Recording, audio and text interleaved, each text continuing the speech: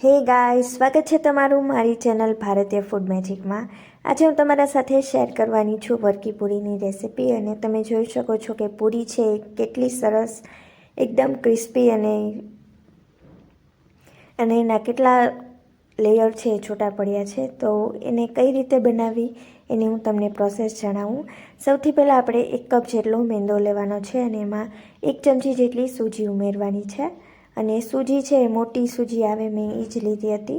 અને પછી આપણે એમાં કાળા મરીનો પાવડર એડ કરવાનો છે। મેં 3-4 ટીસ્પૂન જેટલો લીધો હતો અને થોડાક અધકચરા જ રાખવાના। અને પછી મેં જે જીરું આવે છે એને સાદું મીન્સ કે આપણે રોસ્ટ નથી કર્યું અને સિમ્પલ થોડું અધકચરું વાટી લીધું હતું ને એ આપણે 1/2 ટીસ્પૂન ઉમેરવાનું છે। અને પછી આપણે એમાં સ્વાદ મુજબ મીઠું એડ કરશું। અને એમાં મોણ માટે આપણે ગરમ ઘીનો ઉપયોગ કરવાનો છે। તો ઘી મેં 2 ટેબલસ્પૂન જેટલું લીધું હતું। અને તમને જરૂર જણાય તો તમે આપણે મુઠ્ઠી પડતું મોણ આપણે એડ કરવાનું છે। એટલે જો તમને ઓછું લાગતું હોય તો તમે થોડું વધારે પણ એડ કરી શકો। અને હવે આપણે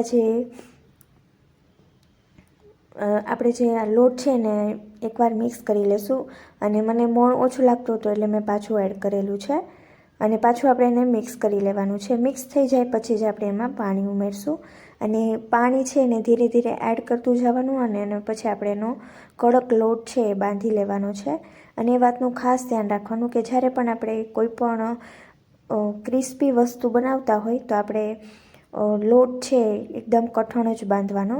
એનાથી જે ઉપરનું પડ છે એકદમ ક્રિસ્પી બને છે અને ટેસ્ટમાં પણ ખૂબ જ સરસ લાગે છે। અને થોડું થોડું પાણી એડ કરતું જવાનું અને લોટ છે એ મિક્સ કરતું જવાનું। અને એ રીતનો આપણે કઠણ લોટ છે એ તૈયાર કરી લેવાનો છે। અને તમે જોઈ શકો છો કે આપણે લોટ છે એ બંધાઈ ગયો છે અને આ રીતનો કઠણ લોટ છે એ બાંધવાનો છે। અને પાણી છે ધીરે ધીરે જ એડ કરજો, કેમ કે જો વધારે પાણી એડ થઈ જશે તો લોટ છે ઢીલો થઈ જશે અને પછી જે પૂરી છે એનું રિઝલ્ટ સરખું નહીં મળે અને પૂરી છે એ નરમ બનશે। અને મિક્સ થઈ જાય પછી આપણે એમાં 1 ચમચી જેટલું તેલ એડ કરી અને એને લોટ છે એને પાછો આપણે મસળી લેવાનો છે। અને લોટ છે એ મસળાઈ જાય પછી આપણે એને કપડાથી ઢાંકી દેવાનો છે અને 10 મિનિટનો રેસ્ટ આપવાનો છે।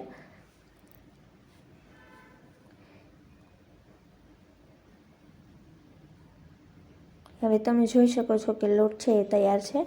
અને હવે આપણે 10 મિનિટ માટે આપણે કપડું છે ને આવી રીતે ઢાંકીને રાખી દઈશું। અને 10 મિનિટ થઈ જાય પછી આપણે લોટ છે એમાંથી મીડિયમ સાઇઝના આપણે લુવા તૈયાર કરી લેવાના છે। અને કેમ કે આપણે એની પતલી રોટલી વણવાની છે તો તમે એ સાઇઝના લુવા છે એ તૈયાર કરજો। અને કેમ કે તમે આમાં જેટલી પતલી રોટલી વણશો એટલે આપણે પછી ઉપર લેયર છે એડજસ્ટ કરવાના છે અને પછી આપણે એનો પાછો રોલ વાળવાનો છે અને એના પણ આપણે લુવા કરવાના છે।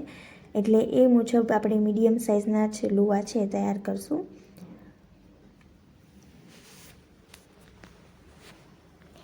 અને ઘણા લોકો આમાં જે ઘીની અને લોટની પેસ્ટ છે એ પણ સ્પ્રેડ કરતા હોય છે, પણ આજે આપણે એ રીતથી નહીં કરીએ।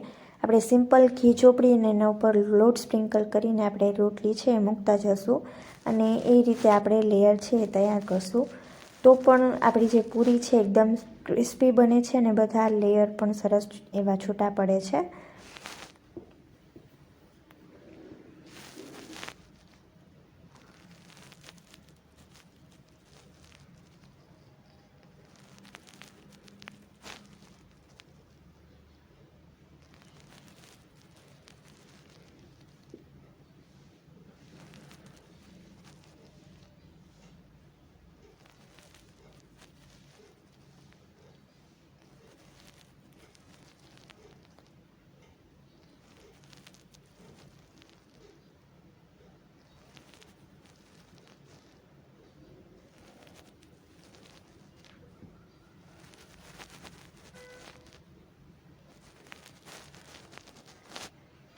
હવે આપણે એક રોટલીનો લુઓ છે લેશું અને એને કોરા લોટમાં આપણે રગદોળી લેશું અને એની રોટલી આપણે તૈયાર કરી લેવાની છે। અને જેટલી બની શકે એટલી પતલી રોટલી વણવાની છે, તો જ લેયર છે એકદમ સરસ છૂટા પડશે અને ક્રિસ્પી પણ બનશે પૂરી. એટલે એકદમ પતલી રોટલી વણવાની છે.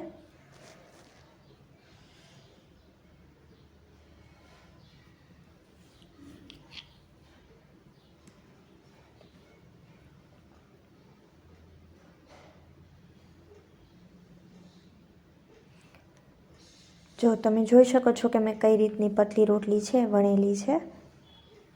અને પછી હવે આપણે એના ઉપર મેં તમને કીધું એ પ્રમાણે આપણે ઘી છે એ સ્પ્રેડ કરશું. અને ઘી સ્પ્રેડ કરી અને એના ઉપર કોરો લોટ આપણે સ્પ્રિંકલ કરવાનો છે. અને આ પ્રોસેસ છે આપણે 4 વાર રિપીટ કરવાની છે. એટલે આપણે એકવાર તો આ પ્રોસેસ કરીએ એટલે એના ઉપર આવી રીતની પતલી રોટલી મેં 4 તૈયાર કરી લીધી હતી. અને આ રીતે ઘી લગાડતું જવાનું, કોરો લોટ સ્પ્રિંકલ કરતું જવાનું, એક રોટલી મૂકતું જવાનું. એ રીતના આપણે 5 લેયરની નો રોલ છે તૈયાર કરી લેશું. એટલે આ રીતનું તમારે સેમ સાઇઝની 5 રોટલી પતલી રોટલી વણી લેવાની છે. અને આ રીતની પ્રોસેસ કરીને આપણે રોલ તૈયાર કરી લેશું.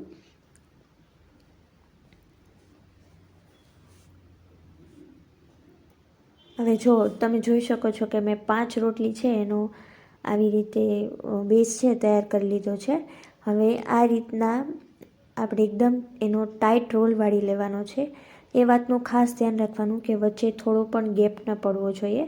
એકદમ ટાઈટ રોલ આપણે વાળી લેવાનો છે. અને પછી એને આવી રીતે રોલ કરી અને રોલ છે ને થોડો મોટો કરી લેશું. તમે એને આ રીતે પ્રેસ કરશો એટલે રોલ છે થોડો મોટો થઈ જશે. અને પછી આપણે એના મીડિયમ સાઇઝના આપણે લુવા છે કટ કરી લેવાના છે. તમારે કઈ સાઇઝની પૂરી બનાવી છે તમે એ મુજબ લુવા છે એને કટ કરજો.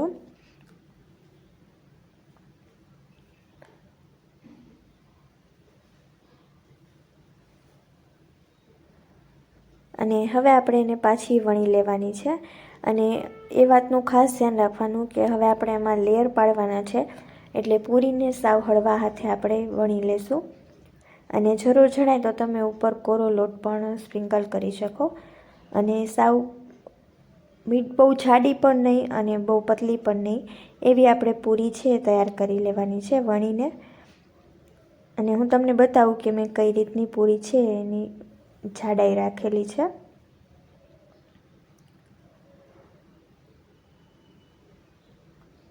બસ જો આ રીતની પૂરી છે આપણે વણીને તૈયાર કરી લેવાની છે. અને સાઈડમાં મેં તેલ છે ગરમ કરવા મૂકી દીધું હતું. અને શરૂઆતમાં તેલ છે એકદમ ગરમ હોવું જોઈએ. અને પછી આપણે જે ગેસની ફ્લેમ છે એ સાવ સ્લો કરી લેશું.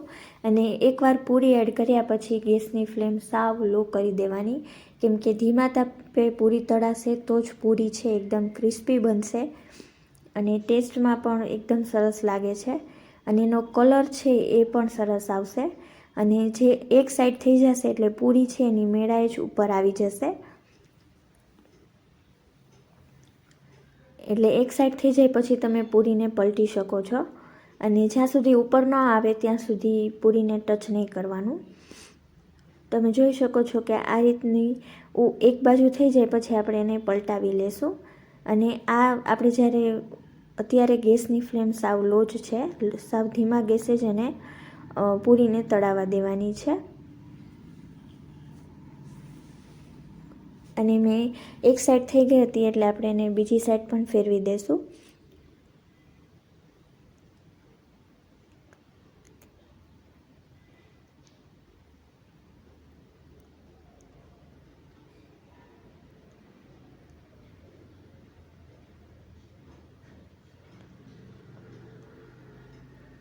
અને તમે જોઈ શકો છો કે પૂરી છે એમાં ધીરે ધીરે કલર ચેન્જ થવા માંડ્યો છે. અને એના લેયર પણ સરસ એવા છૂટા પડી ગયા છે, તમે જોઈ શકો છો.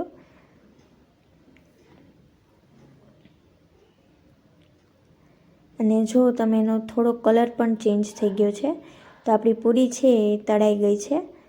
અને આ રીતનો કલર આવે લાઇટ પિંક જેવો એવી આપણે પૂરી છે તળી લેવાની છે. અને આપણે બીજી પૂરી છે એને પણ આ રીતે તળી લેશું.